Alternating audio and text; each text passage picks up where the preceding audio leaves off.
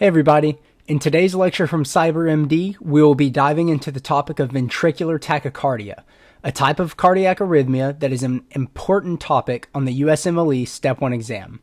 It is also known as VTach. VTach is a condition characterized by rapid, regular, wide QRS complex heartbeats that originate from the ventricles. Please be sure to like, comment, and subscribe to our videos so that we can continue to provide free medical education resources to students around the globe. Let's dive in. The causes of ventricular tachycardia can be divided into several categories, including structural heart disease, ischemic heart disease, cardiomyopathies, congenital heart disease, and drug-induced arrhythmias. Structural heart disease, such as dilated cardiomyopathy, hypertrophic cardiomyopathy, or valvular heart disease, can increase the risk of ventricular tachycardia. Ischemic heart disease, such as a previous heart attack, can also increase the risk of VTach. Certain medications, such as antiarrhythmic drugs, may induce ventricular tachycardia. And finally, certain congenital heart malformations may predispose someone to developing ventricular tachycardia. The incidence of VTach increases with age and with the presence of underlying heart disease. VTach is more common in men than in women, and it is also more common in patients with a history of heart disease or heart attack. VTach occurs due to abnormal electrical activity in the ventricles, leading to a rapid and regular heartbeat. The abnormal electrical activity can originate from multiple sites within the ventricles, causing the heart to beat rapidly and inefficiently. This rapid and regular rhythm can reduce the ability of the heart to pump blood effectively, leading to a decrease in blood flow to the body and vital organs. The reason why this rapid rate is so inefficient is due to a lack of filling of the ventricles. Patients with VTach may experience symptoms such as palpitations, chest pain, shortness of breath, dizziness, and even syncope. However, some patients may not have any symptoms at all, making it important to perform a thorough physical exam and get an EKG. During a physical exam, a healthcare provider may find a rapid and regular pulse, low blood pressures, and signs of underlying heart disease.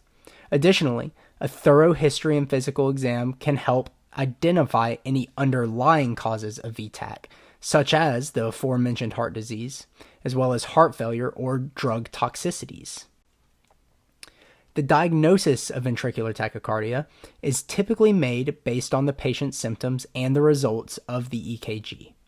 Other diagnostic tests, such as an echocardiogram, a home Holter monitor, or an electrophysiology study, may be ordered to confirm the diagnosis or to get more information about an underlying cause. The EKG is particularly useful for diagnosing VTach as it can identify the rapid and regular heart rhythm and the origin of the electrical activity. On an EKG, VTach appears as rapid and regular heart rhythm with a rate greater than 100 beats per minute. The QRS complex is wider than 0.12 seconds, and the ventricular rate is usually consistent and not easily interrupted by carotid sinus massage or the Valsalva maneuver.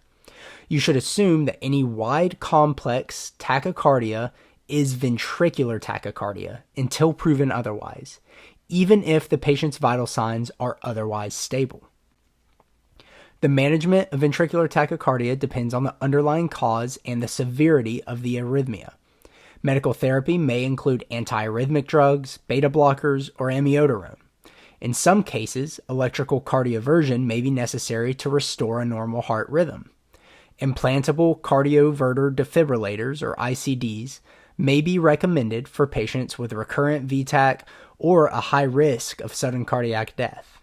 In addition to medical therapy, lifestyle modifications such as regular exercise and a healthy diet may help improve symptoms and reduce the risk of future ventricular tachycardia episodes.